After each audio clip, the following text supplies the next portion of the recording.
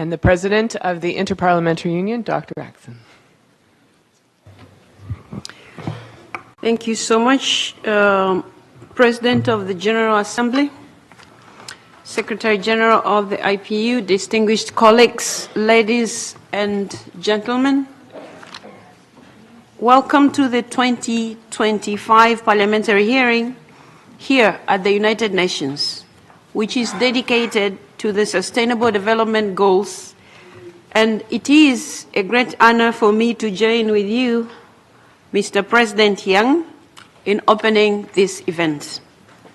The Sustainable Development Goals, the world's most important global commitment against poverty, inequality, peace, and environmental sustainability, are badly off track. And there remains only 5 years to their deadline of 2030. The IPU and the United Nations system have joined forces to support the implementation of the SDGs since the beginning in 2015. We are proud of our achievements, assisting parliaments with the tools and knowledge to turn the global goals into actionable national plans.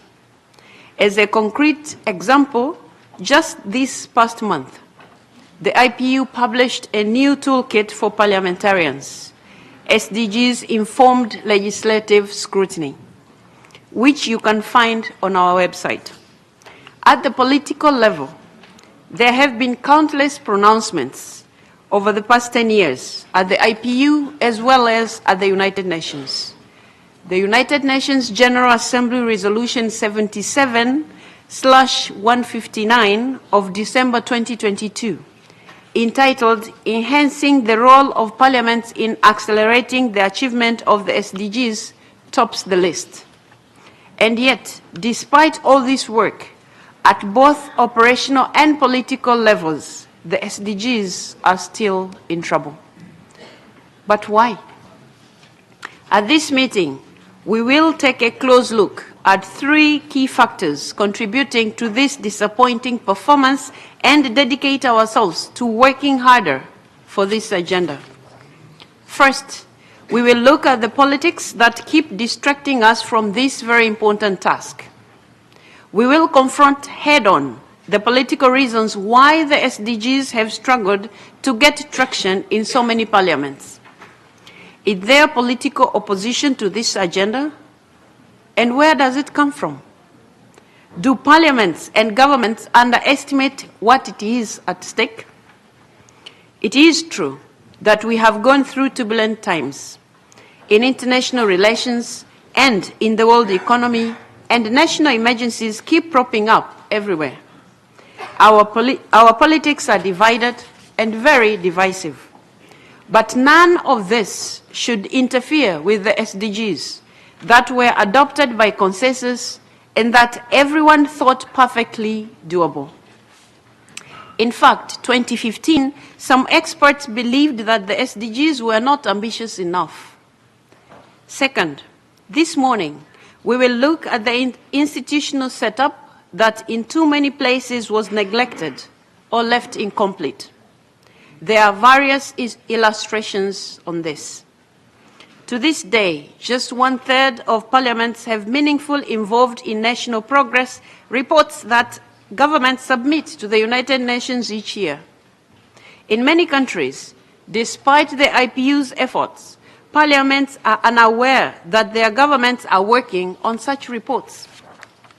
More broadly, while a number of parliaments have set up SDGs committees or groups, these structures are often undercapacitated, unable to focus the legislative agenda on the SDGs.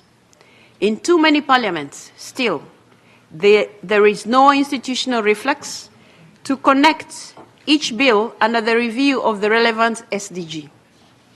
Colleagues, we have to do better, and we must. What does it take for parliaments to exercise more effective oversight in this arena? Collectively and individually, we must get our houses in order so that all members of parliament are aware of the SDGs and each parliament has effective structures and processes to align legislation with the SDGs. The SDGs require long-term plans at the national level that can only stay on track if they are ingrained in various institutions of government. Third, much of this meeting will focus on financing of the SDGs. That bill is estimated today at $2.5 to $4 trillion over the next 5 years. This discussion will link directly to the preparatory process of the 4th Conference on Financing for Development that is to take place in Spain at the end of June this year. Right next door, colleagues, in the ECOSOC chamber, diplomats from our countries are reviewing the zero draft of the outcome document for that conference, which smartly includes several references to the oversight role of parliaments. We will look in particular at aid, debt, trade, and investments, all areas where parliaments have a direct say, particularly via the budget process. Colleagues, money per se is not the real problem.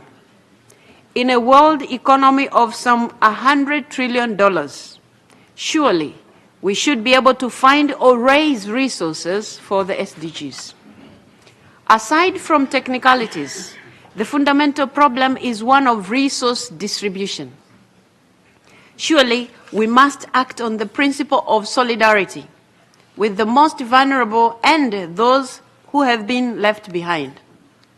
Indeed, in a world where 20% of the population consumes 80% of all resources, where most of the productive assets are held by a small group of people, and the entire population go without essential of life despite working very hard every day.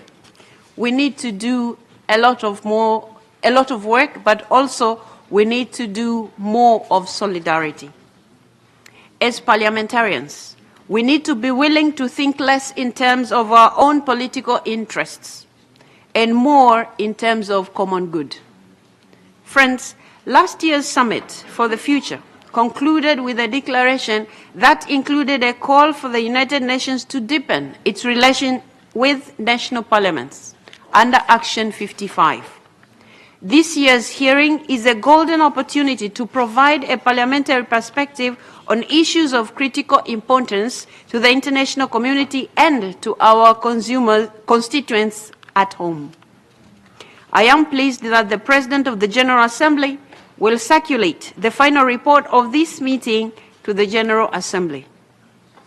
Please, let's give this discussion our best attention and focus on actionable recommendations to make life better for all and to ensure that no one is left behind.